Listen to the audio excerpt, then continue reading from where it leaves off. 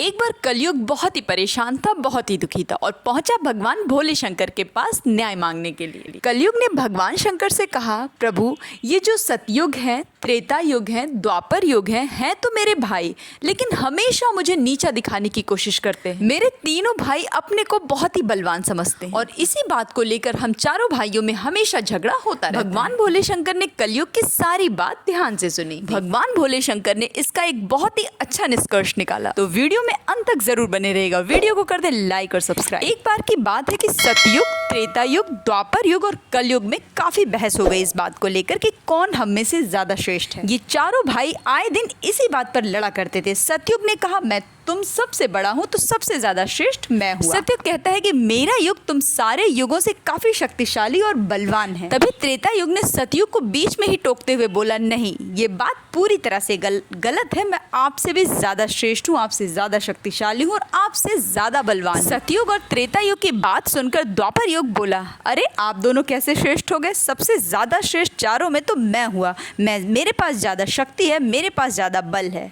तभी कलयुग ने तपाक से बोला कि अरे आप लोग कैसे श्रेष्ठ हो गए, कैसे महान हो गए? अपने आप को खुद ही श्रेष्ठ बताए जा रहे हो। मुझे लगता है कि हम चारों में सबसे ज़्यादा श्रेष्ठ मैं हूँ।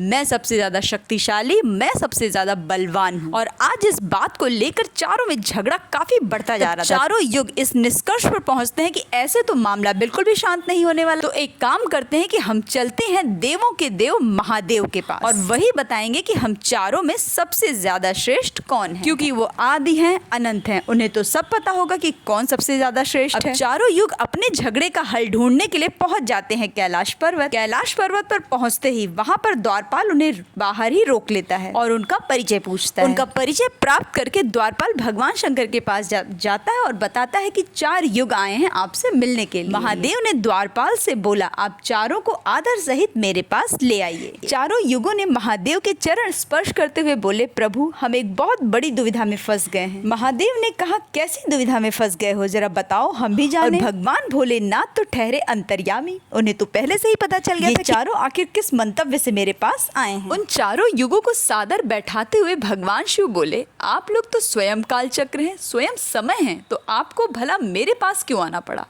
उन चारों युगों ने कहा, प्रभु हम चारों में बहुत दिनों से एक बात को लेकर विवाद चल रहा है और विवाद है श्रेष्ठ होने का, बड़ा होने का, कि हम चारों को यही लगता है कि हम ज्यादा श्रेष्ठ हैं, हम ज्यादा महान हैं। तब महादेव ने कहा कि आप सबको ऐसा क्यों लगता है कि आप ही श्रेष्ठ हैं, आप ही महान हैं? चलो अब आप सब एक एक कारण बताओ अपने श्रेष्ठ होने का और अपने महान होने का। तब सतयुग ने कहा, प्रभु मेरा काल, मेरा समय इन तीनों युगों से ज्यादा है, इसलिए मेरी आयु भी इन तीनों से ज्यादा हुई और बाकी तीनों युग मुझसे काफी छोटे हैं। मेरी आयु पूरे 17 लाख वर्ष है। प्रभु कलयुग को सतयुग की ये बात बिल्कुल भी हजम नहीं हुई। कलयुग ने कहा, प्रभु आयु का ज्यादा होने से किसी के श्रेष्ठ होने का प्रमाण तो कतई नहीं मिलता। कोई श्रेष्ठ है या नहीं है, कोई महान है या नहीं, ये तो उसके गुणों से पता किया जा सकता है। प्रभु केवल आयु भर का ज्यादा होने से कोई महान नहीं हो जाएगा। भगवान भोले शंकर कलयुग के इस बात से काफी सहमत थे।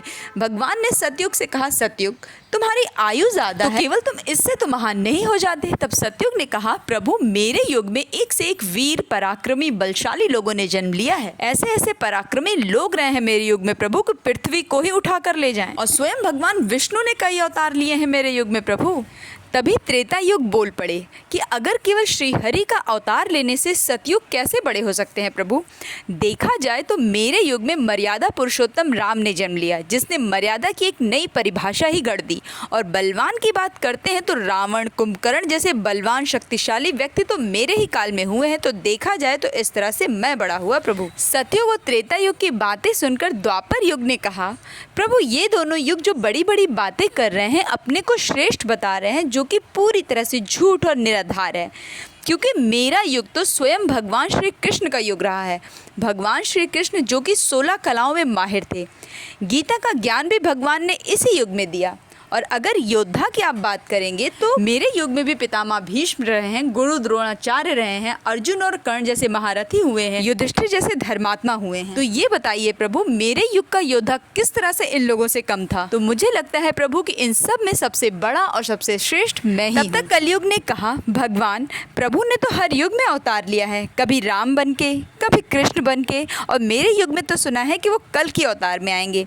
पर प्रभु अगर मैं इन युग के योद्धाओं की बात करूं तो ये बहुत ही बलशाली थे, हष्ट-पुष्ट थे, दीर्घ आयु वाले थे। इनके पास ऐसी ऐसी शक्तियां थी कि ये पूरा जग जीत सकते थे। क्षमा करें प्रभु, साथ ही साथ ये मूर्ख भी बहुत थे, क्योंकि कभी कभी ये सीधे भगवान को ही चुनौती दे दिया। देखिए ना प्रभु, बहुत ही बलशाली रावण ने सीधे राम जी से ही पंगा ले लिया, और कंस ने तो भगवान श्री कृष्ण को ही मारने का पूरा षड्यंत्र रच डाला। अब बात अगर मेरे युग की जाए प्रभु, तो आप देखिए मेरे युग के व्यक्ति की औसत आयु 70 या 80 साल या बहुत है 90 साल। हमारे पास कोई ऐसी अलौकिक शक्तियां भी नहीं है। हमारा पूरा युग हमारी बुद्धि पर टिका हुआ है। कलयुग का मानव काफी समझदार और काफी बुद्धिमान है। वो अधिक समय में होने वाले काम को काफी कम समय में मशीनों की सहायता से कर ले जाता है। इस तरह से देखा जाए प्रभु तो सबसे ज्यादा श्रेष्ठ तो मैं ही हुआ। भगवान शिव पड़ गए सोच में कि आखिर इस समस्या का हल कैसे निकाला जाए। वहीं पास में ही विराजमान माँ पार्वती ने कहा, प्रभु अगर आप फैसला नहीं करते तो ये चारों युग आपस में लड़ लड़ मर जाएंगे। प्रभु कुछ न कुछ उपाय तो आपको निकालना ही पड़ेगा, और अगर ये चारों युग आपस में लड़े तो सृष्टि का काल चक्र रुक जाएगा, समय का प्रवाह रुक जाएगा। महादेव ने कहा, मैं तुम सबकी एक परीक्षा लूंगा, जो उस परीक्षा में खरा उतरेगा वही सबसे ज्यादा श्रेष्ठ होगा। भगवान शिव ने कई हजार टन वजन का एक बर्तन लिया और कैलाश पर्वत की तलहटी में रख दिया और पास में ही चावलों का ढेर लगा दिया। अब भगवान शिव ने सतयुग से कहा कि तुम अपने युग का एक व्यक्ति बुलाओ जो कि ये चावल बनाएगा और मेरे 500 गणों को भोजन कराएगा। तब सतयुग ने अपने युग के बहुत ही बलशाली व्यक्ति को बुलाया और सतयुग ने अपने युग के व्यक्ति से कहा कि जाओ भोजन पकाओ और प्रभु के 500 गणों को सम्मान सहित भोजन कराकर आओ। सतयुग का आदेश पाते ही वो बलवान व्यक्ति भोजन बनाने के लिए पहुंचा, पर देखा कि बर्तन का भार तो कई हजार टनों का है। पर वो तो था सतयुग का व्यक्ति जो कि बहुत ही बलवान था। उसने एक किनारे गड्ढा खोदा और आग जलाने के लिए लकड़ियां तो वहां आसपास थी ही नहीं, तो वो गया और पेड़ ही उखाड़ कर ले आया। उसके बाद उसने अग्नि जलाई और एक हाथ से ही बर्तन उठाकर अग्नि के ऊपर रख दिया और बहुत ही अच्छे तरीके से उसने पूरे चावल बनाए और भगवान शिव के 500 गणों को सम्मान सहित भोजन कराने के बाद वो व्यक्ति वापस सतयुग के पास गया और बता दिया कि मैंने भगवान के सारे 500 गणों को सम्मान सहित भोजन करा दिया। सतयुग बहुत प्रसन्न हुआ और उसे जाने की आज्ञा दे दी। अब बारी आती है त्रेता युग की। भगवान शिव ने त्रेता युग को बुलाया और उससे कहा कि तुम अपने युग के एक ऐसे व्यक्ति को बुलाओ जो 500 गणों का भोजन बना सके। त्रेता युग ने कहा, इसमें कौन सी बड़ी बात है प्रभु, लीजिए मैं अभी बुला देता हूँ। भगवान शिव ने त्रेता युग के व्यक्ति के लिए भी उतने हजार टन का बर्तन और उतने ही चावलों का ढेर फिर से तैयार कर दिया। त्रेता युग के व्यक्ति ने भी भली भांति चावल बनाए और भगवान जी के 500 गणों को सम्मान सहित भोजन कराकर वापस त्रेता युग के पास आ गया और बोला कि भगवान के 500 गणों को मैंने पूरे आदर और सम्मान के साथ भोजन करा दिया है। त्रेता युग बहुत ही खुश हो गया और उसे जाने का आदेश दे दिया। अब भगवान ने द्वापर युग को बुलाया और कहा कि देखो सतयुग और त्रेता युग ने तो अपनी परीक्षा दे दी और उसमें वो पूरी तरह से सफल भी रहे। अब बारी आती है तुम्हारी। तुम अपने युग के एक ऐसे व्यक्ति को बुलाओ कि जो कि ये चावल बना सके और मेरे 500 गणों को सम्मान सहित भोजन करा सके। द्वापर युग ने भगवान शिव की बात मान ली और अपने युग के एक व्यक्ति को बुलाया। अब द्वापर युग का जो व्यक्ति था वो त्रेता युग और सतयुग के व्यक्ति से थोड़ा कम शक्तिशाली था। द्वापर युग के उस व्यक्ति ने पूरी ताकत लगाकर और दोनों हाथों से किसी तरह से खींच खांच कर उस बर्तन को अग्नि पर चढ़ाया और नीचे अग्नि जलाकर चावल उसमें डाल दिए पकने के लिए। चावल पककर तैयार भी हो गए। अब उसने भगवान के सारे 500 गणों को सम्मान सहित भोजन करा भी दिया। वापस द्वापर युग के पास पहुंचा और बताया कि मैंने भगवान के सारे 500 लोगों को सम्मान सहित भोजन करा दिया। द्वापर युग ये सुनकर बहुत ही प्रसन्न हुआ और खुशी खुशी उसे जाने का आदेश दे दिया। अब बारी आती है कलयुग की। भगवान शिव ने कलयुग को बुलाया और बोले कि अब तुम अपने युग के एक व्यक्ति को बुलाओ जो कि चावल बनाए और मेरे 500 गणों को पूरे आदर और सम्मान के सहित भोजन कराए।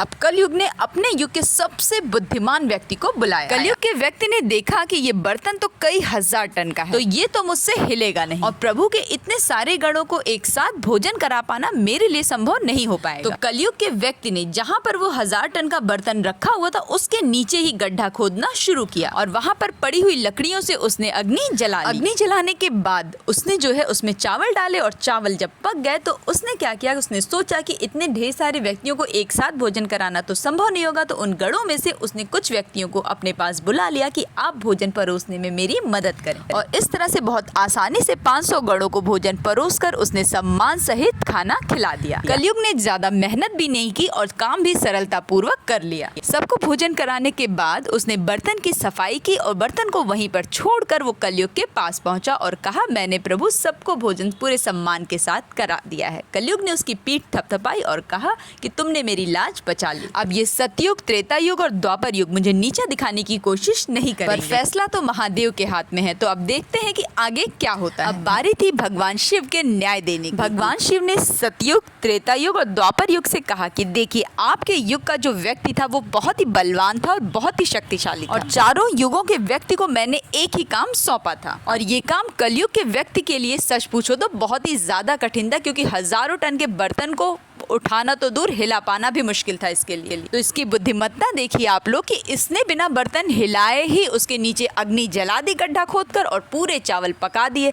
अकेले परोस पाना संभव नहीं था, तो मेरे गणों में से 4 व्यक्तियों को बुला भी लिया अपनी मदद करने के लिए। कितनी सरलता पूर्वक इसने पूरा काम निपटा दिया। और भगवान शिव ने कहा कि मुझे लगता है कि कलयुग जो है बुद्धिमान व्यक्तियों का युग होगा, ये मशीनों का युग होगा, जो कठिन कठिन कामों को आसानी से सरलता से मशीनों की सहायता से कर ले जाएगा। शिव ने कहा कि कली का अर्थ होता है मशीन और युग का अर्थ होता है समय, तो कलयुग जो है वो मशीनों का युग होगा। ढेर सारे बुद्धिमान लोग जन्म लेंगे और इस युग में ऐसी ऐसी मशीनों का निर्माण होगा जो अन्य किसी युग में कभी नहीं हुआ। भगवान शिव ने तब अन्य तीनों युगों से बोला कि आपके युग में भी ढेर सारे बलशाली और शक्तिशाली लोग हुए, पर वो बुद्धिमान नहीं थे। तभी उन्होंने भगवान से ही सीधे लोहा ले लिया और इसका नतीजा उन्हें भगवान शिव बोले कि मुझे लगता है कि बल और बुद्धि की अगर तुलना की जाए तो बुद्धि का पलड़ा ज्यादा भारी होगा। तो इस तरह से देखा जाए तो कलयुग जो है श्रेष्ठ है सारे युगों में।